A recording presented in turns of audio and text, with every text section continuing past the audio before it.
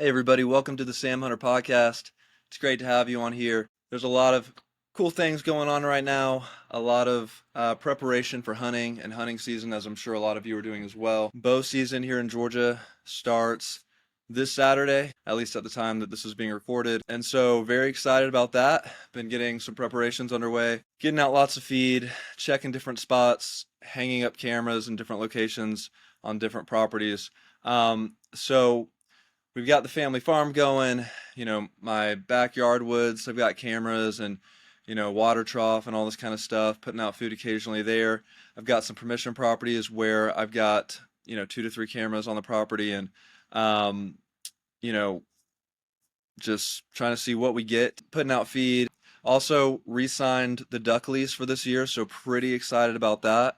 I have some main, public land spots that I like to hit, but we were blessed enough to hunt a couple of different private land spots last year, which was huge for our duck season.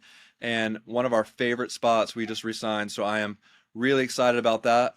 A lot going on with getting ready for ducks, getting ready for deer, and just really excited about that. Just wanted to put this out here to touch base with y'all and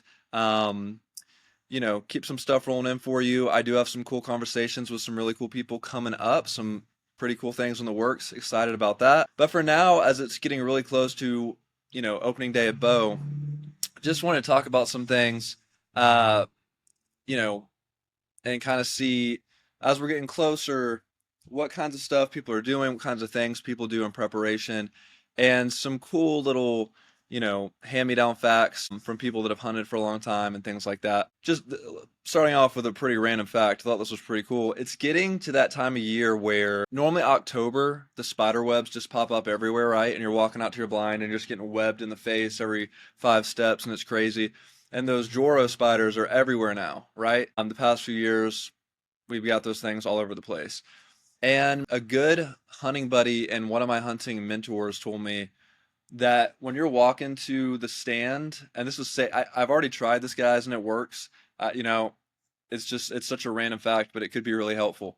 If you're constantly getting webbed in the face all the way to your stand or your blind or whatever it is, and you keep knocking the webs down, and then the next time you go out, same thing, same spiders there. I was told by a good hunting buddy and mentor of mine, Toby, who's actually been on the podcast a while ago. We were getting a monster buck on camera, both of us, 2 different locations. He was traveling pretty far, and we got him both on camera within a couple days time frame there, and we talked about that. But he told me that if you go up to the Joro spider web, I don't know if this may not work for all spiders, but for the Joros, which are a big pain around hunting season, okay, you just knock off part of the web, whichever part of the web that it's easiest for you to knock off and like get to your stuff. So if you can knock off the right side of the web and leave the left side and still get to your spot without getting webbed in the face, just do that. And what he told me is these spiders will not go and recreate that part of the web, which I was like, I got to test this out and see if this is accurate, because if it is, that would be huge, And sure enough, because I'd been just tearing down the whole web and doing all that kind of stuff, and they had just been coming right back. And so what I did was I tried it, took out part of the web, and sure enough, the next time I came through to go to my stand and to go to my blinds, clear walkthrough. And I look and the web's still there, the spider's still there, but he did not rebuild. So just a cool fact, you guys try it out. Let me know if it works for you, but it's been awesome for me, and I'm just happy to have learned that random fact.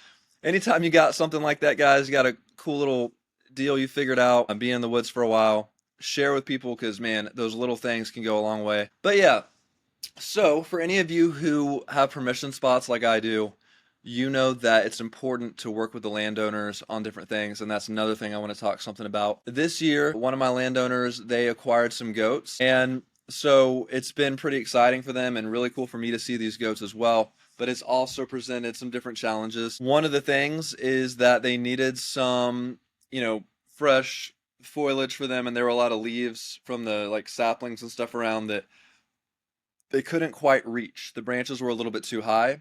So they asked me to come out, hooked me up with a chainsaw for the day and helped them out. We cut a bunch of trees down, and it was a lot of work, but we got the goats immediately went in and started eating all the leaves of the fallen trees and got that fresh stuff. And they just needed some of them cleared on the land anyway. So we did that. And, as soon as they asked me for help with that, of course, I wanted to go and help because, I'm thankful and appreciative that they let me hunt their property.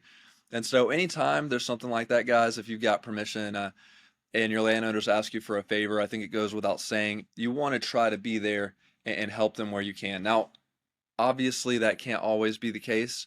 Sometimes you may be out of town or you have a trip planned or you've got something going on with your busy schedule and you just can't do it, and that's understandable too.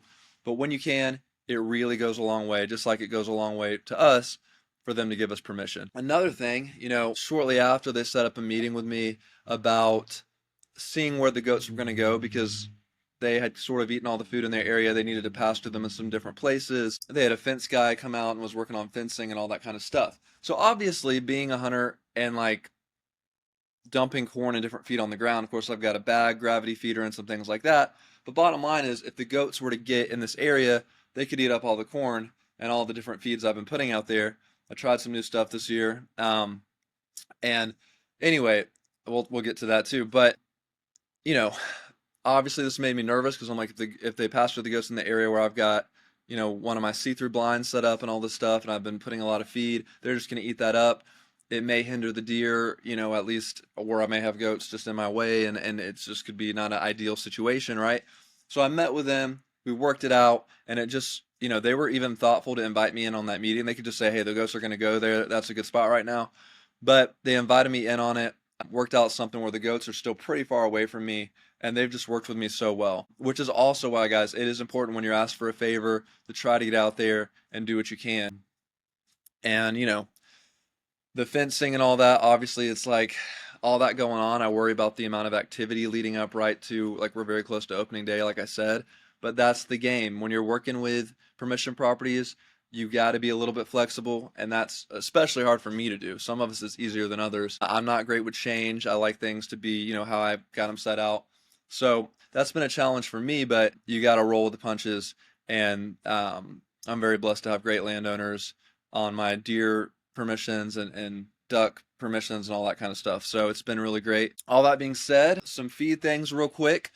I always put out deer corn and things like that. Something interesting happened to me a month or two ago. No, like a month or so.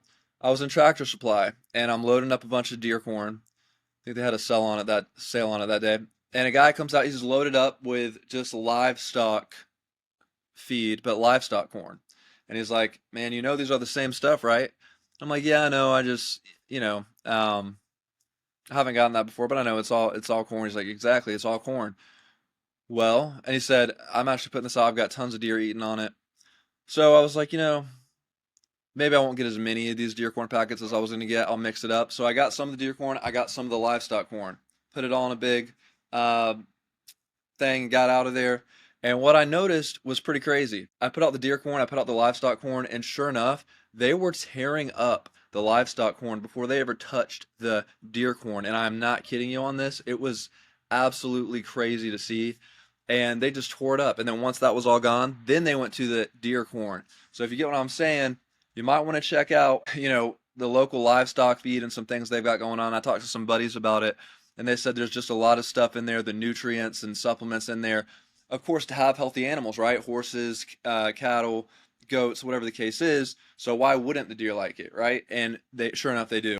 Also, I've tried some stuff, roasted racks from 4S Wildlife, and Solutions, and man, it's been great stuff too. Also, keeping those big boys coming in. So season's almost here. I'll keep you guys updated, stay in touch with you. Be on the lookout because we got some cool episodes coming out. You can see this one is our first ever video podcast here at Sam Hunter Podcast. And be ready because we're going to talk to some people, have them on video, and hopefully I'll be uploading those to the podcast and YouTube as well. Thank you so much. Stay tuned, and hope you guys all have a great hunting season as well.